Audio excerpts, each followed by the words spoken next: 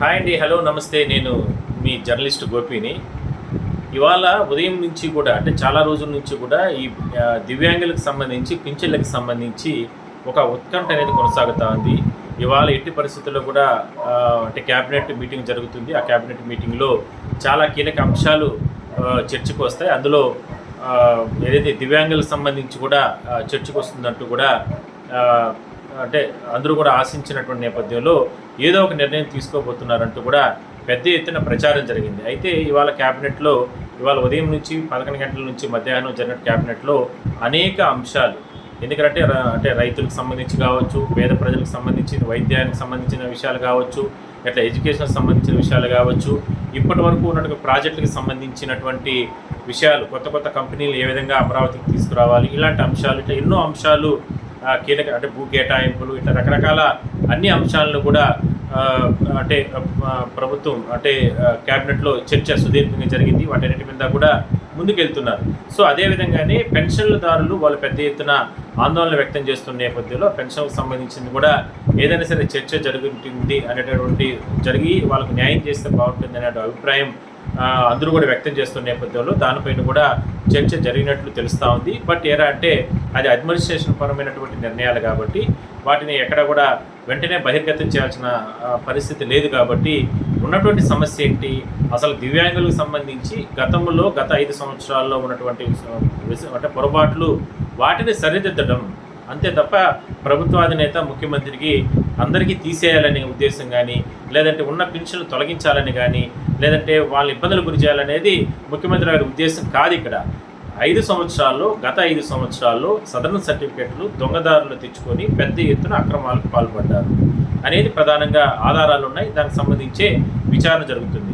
అయితే వీళ్ళు దివ్యాంగులు చెప్పేది ఏంటి, 10 సంవత్సరాలు, 15 సంవత్సరాలు, 20 సంవత్సరాలు, 30 సంవత్సరాల నుంచి కూడా వచ్చాయి కదా, మరి వాటన్నిటిని కూడా ఎందుకు మీరు రీవెరిఫికేషన్ చేశారు, ఎందుకు పర్సంటేజ్ తగ్గించేశారు, వచ్చినటువంటి డాక్టర్లు కూడా వాళ్ళు ప్రభుత్వ ఉద్యోగులే అయినప్పటికీ కూడా వాళ్ళు వైసీపీకి సంబంధించినటువంటి కోవట్లను, లేదంటే వైసీపీకి సంబంధించినటువంటి వ్యక్తులను దీని ద్వారా పర్సంటేజ్ తగ్గించేస్తే ఇది పెద్ద ఎత్తున ప్రభుత్వాధినేత ముఖ్యమంత్రి గారికి చంద్రబాబుకి చెడ్డపేరు ఈ ద్వారా మనకు సృష్టించవచ్చు. ఎందుకంటే ప్రభుత్వ యంత్రాంగంలో కూడా వాళ్ళు మనుషులే కదా. ఎందుకంటే ఇవాళ మనం చూస్తూ ఉంటే సమాజంలో పోలీస్ అధికారులైనా, లేదంటే ఏ ప్రభుత్వ యంత్రాంగమైనా, ఏ ప్రభుత్వ అధికారులైనా 2 పార్టీలు అభిమానించే వాళ్ళు ఉంటారు. యాజ్ ఎ జర్నలిస్ట్గా నేను చెప్పడం ఏరా అంటే అట్లా అభిమానంతో కొంతమంది ఆ రకంగా కూడా చేసేవాళ్ళు ఉంటారు. లేదంటే మనం ప్రభుత్వాధికారుగా ఉన్నాం కాబట్టి నిజంగా పేదలకి మనం ఉన్నది ఉండిట్టే మనం చేయాలనే ఉద్దేశంతో కూడా అలా చేసేవాళ్ళు ఉంటారు. సో ఏదైనా సరే ఎలా జరిగిందో, అది మంచి జరిగిందా చెడ్డ జరిగిందా ఏదైనా అవన్నీ పక్కన పెడితే ఖచ్చితంగా మాకు చెడ్డ జరిగింది, మాకు ఉన్నటువంటి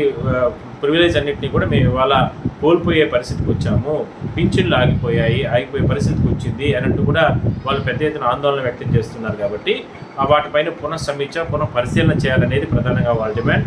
అందువల్లనే వాళ్ళు ఈసారి ప్రభుత్వం కూడా ముఖ్యమంత్రి గారు సహృదయంతో అందరికీ కూడా పింఛన్లు 1వ తారీఖు నుంచి ఇవ్వడం జరిగింది. సో ఇవాళ క్యాబినెట్ మీటింగ్లో కూడా చాలా కీలక అంశాలు ఏదైతే ఇందాక మనం చెప్పుకున్నట్లు అన్ని అంశాలు వచ్చినట్లే చర్చకు వచ్చినట్లే దివ్యాంగులకు సంబంధించింది కూడా అధికారులు అంటే ఒక ఫైల్ పెట్టిన నేపథ్యంలో ముఖ్యమంత్రి గారు దానిపైన కూడా సానుకూలంగా స్పందించినట్టు తెలుస్తుంది. సో మొత్తం మీద ఎవరు ఆందోళన అధైర్యపడకండి. ఖచ్చితంగా అది ప్రభుత్వం పరంగా అడ్మినిస్ట్రేషన్కి సంబంధించినటువంటి ఇష్యూ కాబట్టి. ఎందుకంటే గతంలో ఉన్నటువంటి సదరన్ సర్టిఫికెట్లని ఇప్పుడు ప్రభుత్వం ఒక నిర్దేశమైనటువంటి ఆదేశాలతో ప్రతి ప్రాంతంలోకి వెళ్ళి, ప్రతి ఊర్లోకి వెళ్ళి వాళ్ళకందరికీ కూడా అక్కడ సర్టిఫికెట్లు వాళ్ళ పూర్తి స్థాయిలో కూడా వాళ్ళకి రీసర్వే అంటే వాళ్ళకందరికీ కూడా దగ్గరుండి డాక్టర్లు చేశారు. కాబట్టి వాటిని అడ్మినిస్ట్రేషన్ పరంగానే వాళ్ళు దాని పరిలోకి తీసుకునే అవకాశం అయితే ఉంటుంది. కాబట్టి దాన్ని ఏం చేస్తారు, ఎందుకంటే అది ఏదో 1-2 గంటల లోపల తీసుకునేటువంటి నిర్ణయం కాదు. కాబట్టి దాన్ని అందరికీ కూడా ఆమోదయోగ్యంగా ఉండే విధంగానే చేసే అవకాశాలు ఎక్కువగా కనపడుస్తున్నాయి. చూద్దాం. బట్ దివ్యాంగులు కావచ్చు, వీళ్ళు పెన్షన్లు నోటీసులు తీసుకున్న వాళ్ళు కానీ వీళ్ళందరూ కూడా ఎవరు అధైర్యపడకండి. ఎందుకంటే నేను దీనికి సంబంధించి దాదాపు ఒక 10 వీడియోలు చేస్తుంటే 10 వీడియోలు వాళ్ళ ఆవేదన రకరకాలుగా చెప్పారు. సార్ మాకు ఈ పింఛన్లు ఆగిపోతే మేము దీని మీద ఆధారపడుతున్నాం, లేదంటే మేము ఈ పింఛన్లు ఆగిపోతే మేము మా బిడ్డలు మేము చదివించుకోలేము, మేము ఇబ్బందులు పడతాము, ఇట్లా రకరకాలుగా మాకు ఇంత పర్సెంట్ తగ్గించేశారు, మా మా మా గోడును ముఖ్యమంత్రి గారు గుర్తించాలా, లేదంటే పవన్ కళ్యాణ్ గారు గుర్తించాలంటూ కూడా రకరకాల కామెంట్స్ పెడుతున్నారు. మాకు ఇదే జీవితం అని. ఎవరు భయపడకండి. ఖచ్చితంగా అందరికీ మంచిగా జరుగుతుంది. దయచేసి ఈ విషయంలో పింఛన్లకు సంబంధించి మాత్రం ముఖ్యమంత్రి అలా ఆపేయాలనుకుంటే మరి ఆ విధంగా నోటీసులు ఇచ్చిన తర్వాత 1వ తారీఖు మీకు అందరికీ పింఛన్లు ఆపేయాలి కదా. మరి ఎందుకు ముఖ్యమంత్రి గారు మీకు అందరికీ కూడా ఇచ్చారు, అందరికీ పింఛన్లు ఇచ్చారు కదా.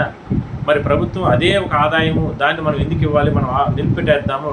ఏదో కొంతమంది ఆ మధ్య కాలంలో చెప్పారు ఇదంతా కూడా స్త్రీశక్తికి డైవర్ట్ చేస్తున్నారు, స్త్రీశక్తిలో బస్సులకి మహిళలకు ఉచితంగా ఇచ్చారు కదా, బట్ ఆ రకంగానే దీన్ని అట్లాగానే మనం డైవర్ట్ చేస్తే ప్రభుత్వం ఆదాయం వస్తుంది. ఏందండి అంటే నిరుద్యోగులు లేకపోతే వీళ్ళు దివ్యాంగులు వాళ్ళ జీవితమే వాళ్ళు పణంగా పెట్టుకొని భగవంతుడు వాళ్ళు ఆ రకంగా పుట్టుంటారు, వాళ్ళకు ఆ రకంగా ఇబ్బందులు పడుతున్న నేపథ్యంలో అలాంటి వారి దగ్గరికి కూడా ముఖ్యమంత్రి స్థాయిలో ఉన్న వాళ్ళు ఇబ్బందులు గురి చేస్తారా? ఏం మాట్లాడుతున్నారు? విమర్శలు చేయడానికి ఒక హద్దు ఉంటుంది. సో అలా ఎవరు చేయబాకండి. ఖచ్చితంగా మీకు న్యాయమే జరుగుతుంది. భగవంతుడు ధర్మాన ఆయన కూడా చాలా క్లారిటీతో ఉన్నారు కాబట్టి. కానీ ఏ విధంగా ఆదేశాలు ఇస్తారు, ఎందుకంటే క్యాబినెట్లో ఎన్నో అంశాలు తీసుకుంటారు, నిర్ణయాలు తీసుకుంటూ ఉంటారు. మరి ఇది అడ్మినిస్ట్రేషన్ పరమైన నిర్ణయాలు కాబట్టి ఖచ్చితంగా రేపు ఎల్లుండో మరో 2-3 రోజుల్లో, వారం రోజుల్లో, 10 రోజుల్లో ఏదో ఒక దీనిపైన ఒక ప్రభుత్వం కూడా ఒక నిర్దిష్టమైనటువంటి నిర్ణయం తీసుకొని మీకు అందరికీ కూడా న్యాయం చేస్తుంది. సో ఇందులో మీరు సహకరించాల్సింది ఏంది, మీకు తెలిసిన వాళ్ళు, మీ చుట్టుపక్కల వాళ్ళు, లేదా ఇంకెవరికైనా అనర్హులు ఎవరైనా ఉంటే ఆ విషయాన్ని సచివాలయంకో లేదంటే ఆ చుట్టుపక్కల ఉన్నటువంటి అధికారులకు ఎవరికైనా సమాచారం ఇవ్వండి. దానిపైన దృష్టి పెట్టండి అంతే తప్ప అబద్ధత భావంతోనో లేదంటే వేరే రకాల పార్టీ వాళ్ళతో కలుసుకొని లేదంటే ఏదో ప్రభుత్వాన్ని బద్నాం చేయాలనో లేదంటే విమర్శలు చేయాలనో అలాంటి ఎవరు చేయబాకండి. దీన్ని వెయిట్ చేయండి. ఖచ్చితంగా అందరికీ కూడా మంచిగా జరుగుతుంది. ఇన్ని లక్షల మందికి పింఛన్లు ఇచ్చేటప్పుడు, ఇన్ని కోట్ల రూపాయలు ప్రజాధనానికి సంబంధించి పేదలకందరికీ కూడా పంచేటప్పుడు ఈ మధ్యకాలంలో రైతులకు మామూలు రైతులకు కూడా ప్రభుత్వం ఆదుకోవడం జరిగింది. సో ఇన్ని రకాలుగా బెనిఫిట్స్ అందరికీ చేస్తున్న తరుణంలో గుట్టగాల్చి మొహానేసేయడం లేదంటే రకరకాలుగా చేయడం అనేది కొందరికి అలవాటుగా ఉంటుంది. సో అలా ఎవరు చేయబాకండి, వెయిట్ చేయండి. ముఖ్యంగా దివ్యాంగుల పైన మీ అందరిపైన ముఖ్యమంత్రి గారికి చాలా సానుకూలంగా స్పందన ఉంటుంది, ప్రభుత్వానికి కానీ ఉంటాయి కాబట్టి ఎవరైనా సరే లోటుపాట్లు ఉంటే వాటిన్నిటిని కూడా సరిదిద్దుకుంటారు. సో కొంతమంది వెయిట్ చేయండి. అంతవరకు ఊరికి అనవసరంగా గాబరా పడిపోయి మీరు రకరకాలుగా టెన్షన్ పడిపోయి మీ ఇంట్లో ఇబ్బందులు గురి చేసుకొని బయట ప్రాంతంలో అలజడి సృష్టించే ప్రయత్నం ఇలాంటివి ఏవేవి చేయబాకండి. ప్రశాంతంగా ఉండండి. మంచి నేను ఏవైతే ఇప్పుడు అట్లా ఆపేయాలనుకుంటే 31వ తారీఖు ముందే మీకు అందరికి నోటీసులు ఇచ్చారు, మరి ఆపేయాలి కదా, ఆపలేదు కదా. 1వ తారీఖు పింఛన్లు ఇచ్చారు కదా వాళ్ళకి అందరికీ. సో ఈ నెల కూడా ఇస్తారు. ఏమైపోతుంది వెయిట్ చేయండి, చూద్దాం. థ్యాంక్స్ అండి.